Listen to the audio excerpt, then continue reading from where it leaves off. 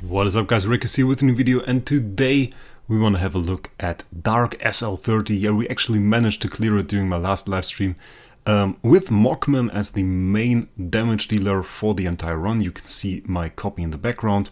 A minus copy with Giantkiller, not the best stats for an A minus copy, but that's alright. I think every A minus copy with Giantkiller can do. We are running a attack stone. The optimal stone for this would actually be crit damage attack.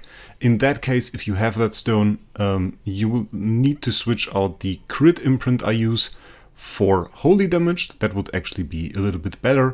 You can see the first fight in the background. We started on the 29 boss. The other guys were cleared on my previous live stream. What is really important for this is that you have proper sublimations for a Mockman.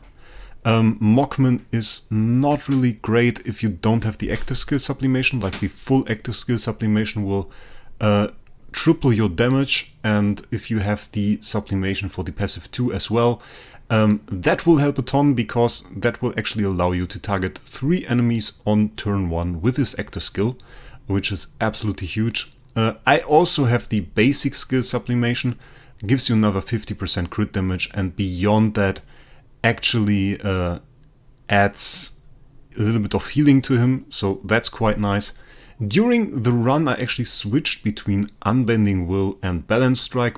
Balance Strike is usually better for him. That's something Aika found out. If you don't know Aika, check out my last live stream or go into the description and check out her Twitch channel. Does a lot of maths during her stream, and she actually calculated that and found that out, that Balance Strike actually adds a ton of damage to his initial active skill. So if you can use Balance Strike, will of course make it kind of hard for him to survive, because you just don't have those layers of Unbending Will. In the background you could just see that I switched the team up a little bit. It was actually quite helpful to add an Armra, to get some Armra shields for the later rounds, to make it easier for Mockman to survive. We kept the 3 carries, which was still pretty decent. And we of course have the LFA. The LFA spreading his Horrify after every kill we do, and locking down the enemies, which also helped quite a bit. Beyond that, there is really not much to say. Mockman does a big active, nukes all the enemies, and you are good to go. I think that you could actually do some decent progress on Dark SL with a B tier Mockman or something like that, with lower tier Mockman, with the proper sublimations. Of course, those will be needed. But it might be an option, honestly. If you already have the demon belts from like a Vanquisher run, put those on the carries. Put some speed maybe on the Mockman if you can't get him fast enough. Should be faster than the enemies, otherwise we will have a problem. And as long as you can nuke some enemies, you will have a good time in Dark SL. Maybe some SL28, SL29 is something that I could see as possible with like a non-A tier Mockman.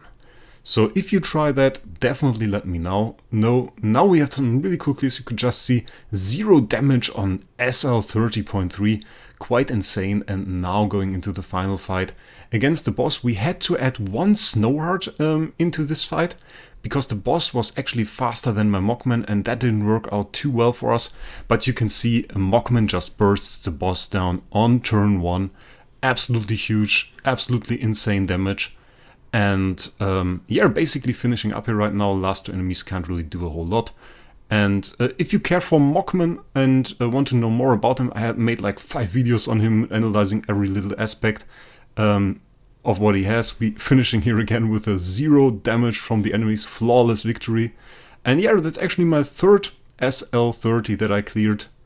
And with that, guys, I want to end the video. Write me if you can do this SL as well. And we will see us in the next one.